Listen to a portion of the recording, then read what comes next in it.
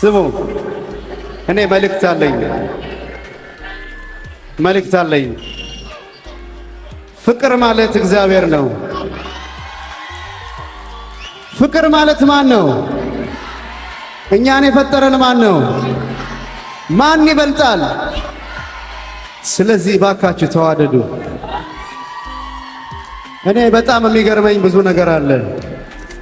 እዚህ ሀገር ሁላችንም ሀገራችንን እንወዳለን እንላለን፣ ባንዲራ እንለብሳለን።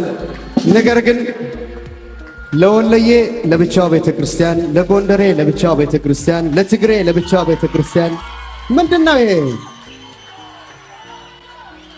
ክርስቶስ የሞተው ለዓለም ሁሉ ነው። ለጎንደሬ ለብቻ፣ ለኦሮሞ ለብቻ፣ ለትግሬ ለብቻ አይሞትም።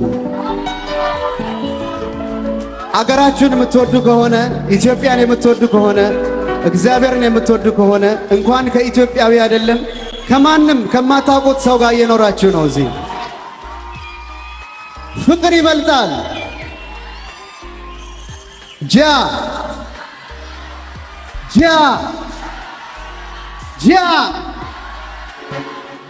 እስቲ ተዋደዱ። ይያያዝ እጃችሁ